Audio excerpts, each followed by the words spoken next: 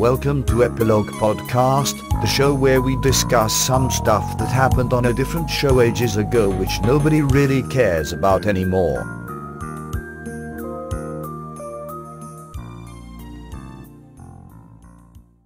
Hi, I'm Portponky. And I'm LeBloc. Today we're discussing Deep Space Nine, Season 2, Episode 24, The Collaborator. In the run-up to the election for the new Kai, Vedic Wynn uses an exiled collaborator to implicate Vedic Bareil as responsible for a massacre during the occupation. What did you think? I thought this episode was kind of dull until about halfway through. What did you think? Yeah, I didn't care about what was happening until Kira denied sanctuary to Kubis, I think is his name. Yeah, Kubis Oak. Before that, it's focusing on Bareil, whom I don't care about, and there's dream stuff. And I don't like dream stuff in general. There usually aren't any consequences. And it was difficult not to fade off. Yeah, the point where I got interested is when they found out that it was Barry that deleted the files. Because So that's way in the episode. Yeah, I was expecting it to be Wynn, because she's always up to dodgy stuff. But when it was Barry, I couldn't remember exactly how it played out, although I obviously remember the ending, where Wynn is now Kai Wynn. I agree with what you said about dream stuff. It's do you know the term purple prose? Yes. I always find dream stuff to generally be the kind of film equivalent of that. What's in the box? Oh, it's a metaphor. Yeah. Accept this gift from the prophets. And then Kira stabs him. Alright. We get it. Oh, who is the dead guy that was hanging? It's Pryler Beck. Look again. It's you. Oh my goodness, that was so predictable. Well, I think Barry might be addicted to the orb. Yeah, are there any sort of limitations on that? Because he kept turning to it. He got 3 fixes this episode. I'm not sure the effects of repeated use have been fully researched. Well, it's not strange for religious leaders to be off their faces on drugs. It would explain his demeanor if his brain is just fried, and that's why his delivery is so flat. He's always shivering, and he can't sit still. I'm going to go back to the monastery. I just need to check on the orb. So, a lot went on in this episode. There was the whole collaborators being exiled and giving Guy sanctuary, investigation into Barry Bareil, his past, and the eventual reveal that there was a sort of complex cover-up, and Kai Wynn getting elected Kai. Vedic Wynn getting elected Kai. Kind of a fair bit to take in. I felt it kind of suffered towards the end. How so? Well, did it seem like the result of an election? No, it did not. The way the election works wasn't even clear. Does everyone get to vote, or was it just the Vedics? Presumably everyone gets to vote, because Bareil was asking Kira who she was going to vote for. Right. It seemed as if it's open to all Bajorans. Unless you're exiled. Oh, well. In which case, where was the interest or fanfare? She just wanders out in a yellow costume. Yeah. There's 3 people walking around. No one seems to care. Her cool hat is gone. I'm sure she'll get another cool hat. That's what religious leaders always have. That's how you know they're important. It's one of the best perks. That's undeniable. But you're right that it did fall flat. She just walks in from this other room. Oh, hey, I'm the Kai now. What's up?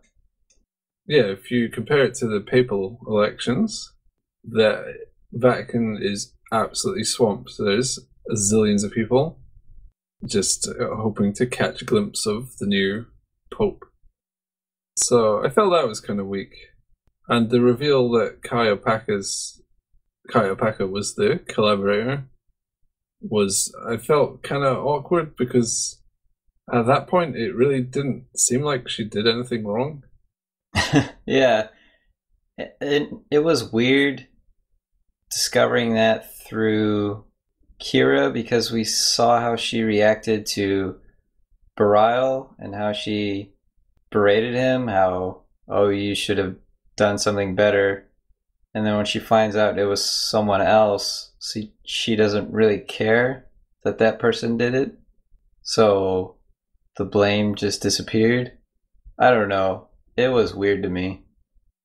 Yeah, I guess it kind of, to me, lost consistency. Why was he covering that up in the end? Every party is dead apart from him. Okay, actually, that's one of my criticisms, is that Kayapaka isn't actually dead and is just sitting on the other side of the wormhole. Yeah, she's with hanging out with those two groups. What's his face? Ehrmantraut. Yeah, Mike Ehrmantraut. So despite the interesting plot, I felt it lacked excitement and it didn't have the intensity of the previous episodes that have had the same form, where Odo and Kira investigate a past crime, i.e. Duet and Necessary Evil. Which are very high bars to reach. Yeah, I mean, if it was of that quality, it would be excellent. So I wouldn't expect it to be that good off the bat, just because it uses the similar kind of plot line. But if they're going to tread that ground again, they should have made it more interesting than this. I don't know. Something above terribly dull. Yeah. I wouldn't say this was a bad episode. It was just boring. That's a pretty big sin for entertainment. Yeah. Well, yeah. Okay. Yeah. That's thinking about it. Yeah, that's about as bad as you can get for something like sci-fi, which is supposed to be interesting and exciting. I'm going to speculate about something you already know the answer to, and that's, I'm guessing this sets up future plot lines with Wynn as Kai, and this is all stuff they had to do, and it's setting up future stuff, but that doesn't make this any less dull as this episode in this season. So I can't judge this episode by what happens later. I only have what's here, and what's here is not very compelling. You are correct, obviously, setting up Kai Wynn as a antagonist, I suppose, is fairly obvious. But it's interesting you say that. Their plan for the show was to make Barial the next Kai until they were partway through writing this episode, and then they decided to swap it to Wynn because they reckoned it would be boring to make Barry the Kai. Oh god, yeah, it would. So instead they take this character who's basically evil. Yeah. She's been up to a lot of dodgy, extremely criminal stuff, but she's also smart and very political, and then put her in a position of power. Which is a great thing to do, writing-wise. I like the result of this episode. I want to see what she does with that power, what kind of evil stuff she gets into, but seeing the process didn't excite me. Yeah, because it wasn't portrayed like an election. It's just, Yeah. oh, yeah, I won, by the way, but I'm going home now. Okay, I have a bunch of criticisms. Let's get right into them. Okay, my first criticism is, how did Vedic Wynn know all of this stuff was true? Because she's evil and has secret evil knowledge. She knew that Barile travelled in secret to meet with Prylar Beck, and that Cubis Oak witnessed this. So presumably she's in contact with exiled collaborators living on Cardassia. If anyone would be, it would be her. Well, yeah, okay, that's actually kind of makes sense. She would want all the information available to her to take down anyone in her way. Fair enough. It just seems she knew kind of quite a lot about the situation without really... yeah, okay, fair enough.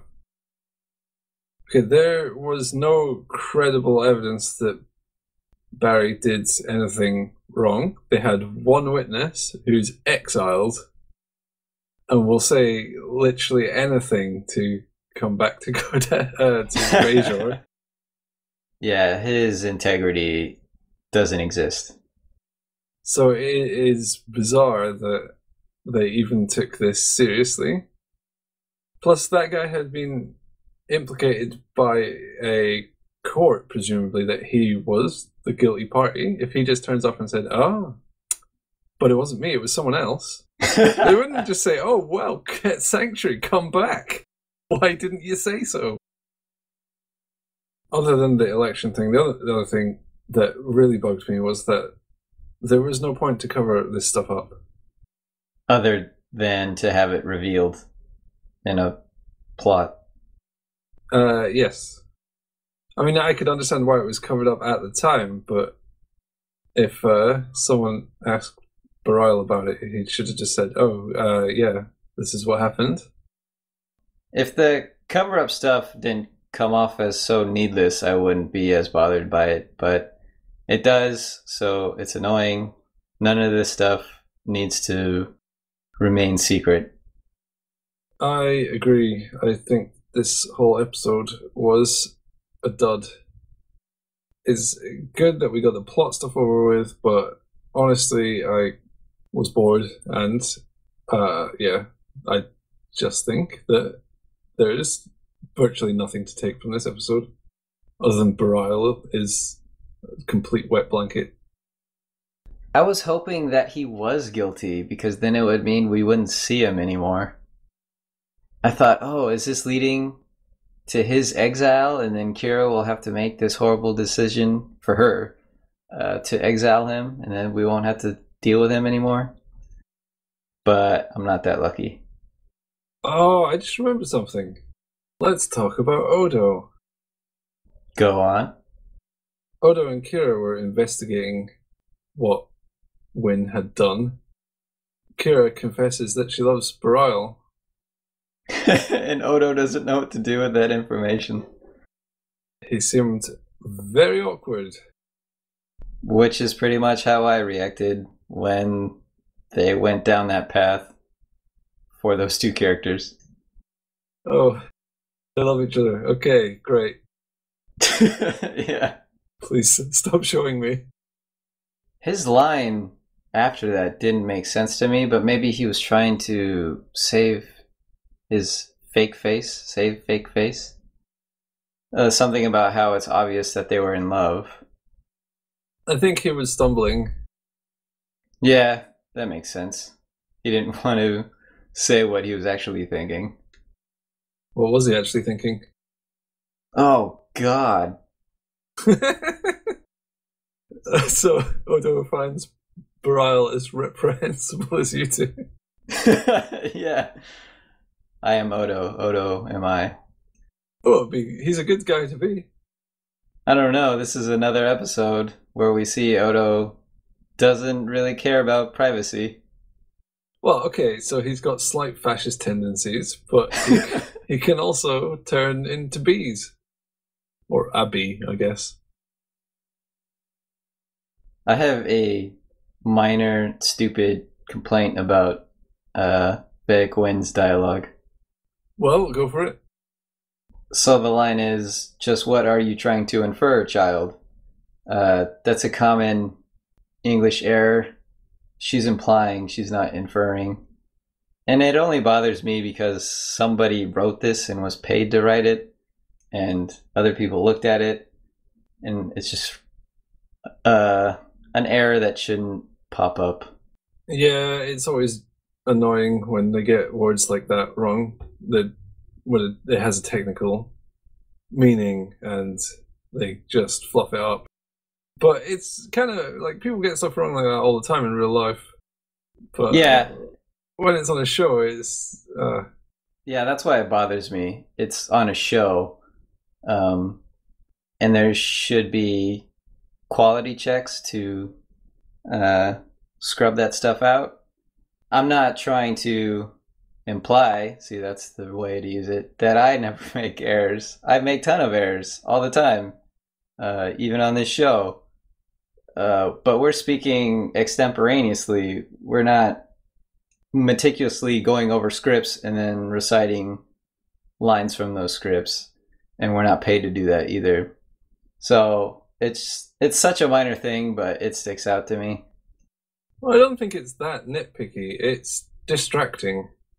It's one of these details from real life which, while in real life it's fine, it's part of the vibrant world of language, but on screen it just slightly pulls you out a little bit. Yeah, it does. There's something I want to talk about that happens in pretty much every episode, but it happens in this episode as well. And that's just the busy nature of the hands of people in on Deep Space Nine, how they're constantly pressing buttons and dealing with interfaces that they just can't stop moving. And I thought maybe that was a conscious decision for visual variety, because in the future stuff is going to be automated, and maybe they realize that. But that would be really dull to watch, someone just sitting there and not doing anything. And I don't mind it because I like when stuff enhances the spirit of a scene, even if it's not realistic. And I'm guessing pressing buttons all the time is something that always happens in Star Trek, and it's not just unique to this series. Yeah, they've done it the whole time since the original series. But I mean, even Deep Space Nine predated the widespread uptake of touchscreens by about a decade. That's pretty awesome. So I guess they didn't really have a good idea of what people would do with touchscreens. It maybe seems credible because when you see someone clicking a mouse or typing on the keyboard, they can really hammer away. But on a touchscreen, what we know now is that everything can be a lot more simple and fluid. So it's really unlikely they would be having to touch stuff. It's always really jarring to me when they reach over the console to touch something far away. Like that would not be designed in that way. It gives the scene visual texture, though. Yeah, it does. Sometimes it fits in and you don't notice it. It just feels like they're working. But then other times when they're flying a spaceship in a straight line and they're both hitting both their hands and their faces off the controls constantly, it doesn't make any sense. Yeah, those times are bothersome. Do you have a quote from the show? You humanoids, when it comes to emotional attachments, you never see the obvious. Do you think it's true? In my experience, it is. It's so easy to see when two people are infatuated, but then they'll seek your counsel. Oh, do you think this person likes me? And then it's just really obvious when you're outside of it. Yeah, I guess it plays into sort of hindsight being 2020. How could I not put the clues together and figure out the blindingly obvious? Yeah, everything's obvious when you know it. When Vedic Wynn calls people child. It's so condescending, but it's fitting for her character. But man, that's pretty bad. I think she only calls Kira that. Oh, okay. Then it's even worse. Yeah, it really is an insult. I don't see how else Kira could take that. I'm surprised she doesn't have her own term of endearment.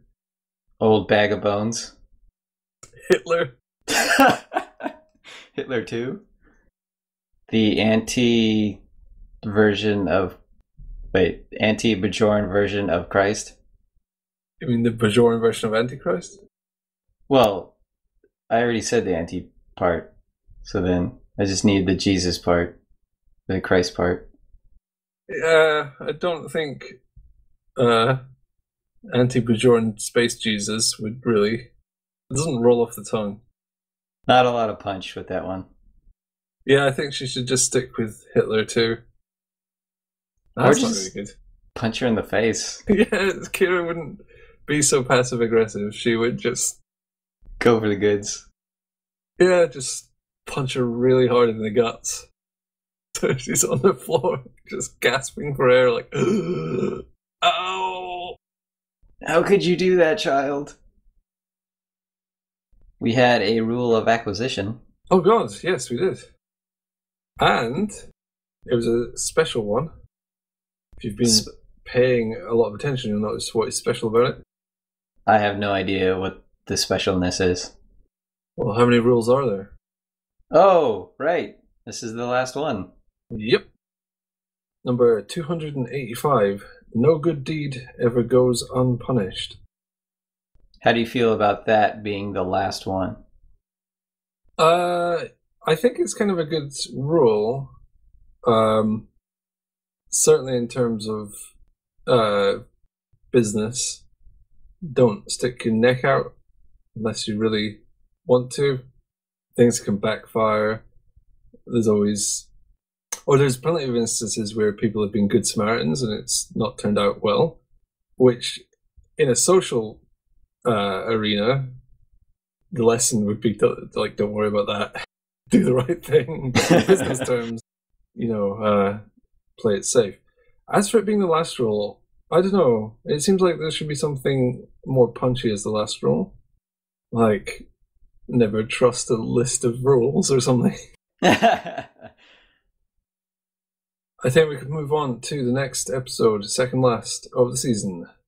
Really hoping we don't get a couple of dull ones like this one. Is it going to be a Bajor fest? Well, I know the answer, but I'm not sure. That would be my guess. This is supposed to be a huge Bajor event, even though it wasn't treated as one. Even the Bajorans were uninterested. The reason no one turned up to see the new Kai is just no one cares. Not even Bajorans. Well, it could be part of the Bajoran scripture to not show too much zeal, to keep it reined in. No, that's Vulcans. All Bajorans do is complain about farming equipment and land disputes. And unfinished kilns. Okay, enough dissing on Bajor and their silly, boring episode. Onwards. All right, then.